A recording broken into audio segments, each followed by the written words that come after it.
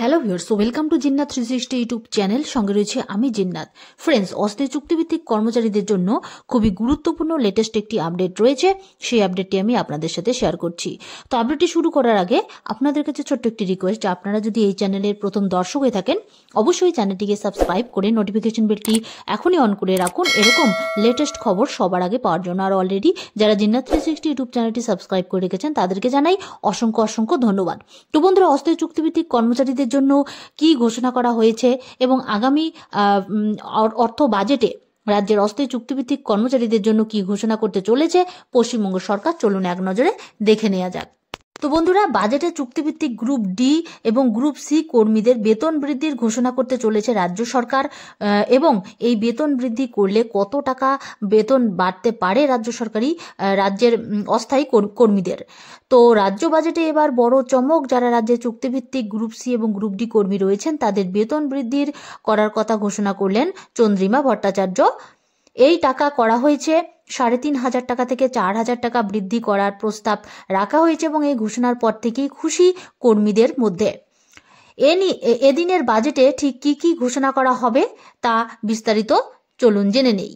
এবারের বাজেটে রয়েছে একের পর এক চমক। যারা অস্থায়ী গ্রুপ সি এবং গ্রুপ ডি কর্মী রয়েছেন তাদের জন্য রয়েছে বিরাট সুখবর।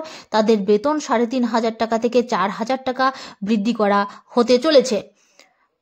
লক্ষ্মীর ভাণ্ডারে বরাদ্দ বৃদ্ধি থেকে শুরু করে ডিএ বাড়ানো, কর্মসংস্থান থেকে জনকল্যাণমূলক প্রকল্প, কোথাও কোনো কার্পণ্য করেননি মমতা বন্দ্যোপাধ্যায়, এমনটাই দাবি বিশেষজ্ঞ মহলের। যারা অস্থায়ী গ্রুপ সি এবং গ্রুপ ডি কর্মী রয়েছেন তাদের জন্য এবার রয়েছে বিরাট সুখবর।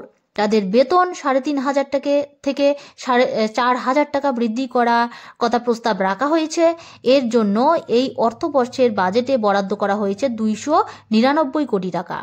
স্বাভাবিকভাবেই এই ঘোষণার পর খুশি অস্থায়ী কর্মীরা। 2025 সালের অর্থবর্ষে এবার কল্পতরু মমতা। যুবক যুবতীদের কর্মসংস্থানের জন্য বিভিন্ন সরকার এবং সরকার নিয়ন্ত্রিত সংস্থাগুলির কাছে চেষ্টা করা হচ্ছে। এবার থেকে কর্মশ্রী প্রকল্পে জব কার্ড হোল্ডারদেরও 50 দিন কাজ দেবে সরকার। 21 ফেব্রুয়ারি 21 লাখ জব কার্ড হোল্ডারের অ্যাকাউন্টে টাকা ঢুকবে মমতা বন্দ্যোপাধ্যায়ের ঘোষণা মাত্র। এই টাকা মেটানোর জন্য 3,700 কোটি টাকা বরাদ্দ করা হয়েছে সরকারের পক্ষ থেকে। পাশাপাশি রাজ্যের বাইরে থাকা পরিযায়ী শ্রমিকরা, যাদের নাম কর্মসাথী পরিযায়ী শ্রমিক পোর্টালে নথিভুক্ত আছে, তাদের স্বাস্থ্যসাথী প্রকল্পের আওতায় আনা হবে। ভিন রাজ্যে কর্মস্থলের হাসপাতালে স্বাস্থ্যসাথী প্রকল্পের মাধ্যমে ওই পরিযায়ী শ্রমিকেরা চিকিৎসা পাবেন। ওই খাতে 150 কোটি টাকা বরাদ্দ করা হচ্ছে। 28 লাখের বেশি পরিযায়ী শ্রমিক উপকৃত হবেন বলে বাজেটে জানানো হবে। এছাড়াও সমুদ্রসাথী প্রকল্পে 2 মাস নথিভুক্ত ফিশারম্যানরা মাসিক 5,000 টাকা ভাতা পাবেন। এই খাতে বরাদ্দের পরিমাণ 200 কোটি টাকা করা হয়েছে। উল্লেখ্য, রাজ্যের স্বাধীন দায়িত্বপ্রাপ্ত অর্থমন্ত্রী চন্দ্রিমা ভট্টাচার্য বাজেট পেশ করার সময় বিরোধীরা এদিন শোরগোল করেন।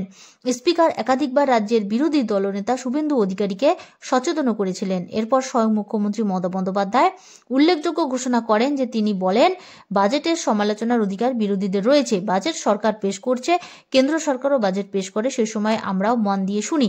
আগে শুনে নেবেন, তারপর এই বিষয়ে সমালোচনা করবেন। বাজেট চলাকালীন হট্টগোল কোনোভাবেই বরদাস্ত করা যাবে না, এমনটাই জানান বিমান বন্দ্যোপাধ্যায়। পাশাপাশি রাজ্যের বিরোধী দলনেতা শুভেন্দু অধিকারীকেও সচেতন করেন তিনি। এই বাজেটে লক্ষ্মীর ভাণ্ডারের ভাতা ও জেনারেলদের জন্য 1,000 টাকা এবং তপশিলি জনজাতিদের জন্য 1,200 টাকা করার কথা ঘোষণা করেছেন।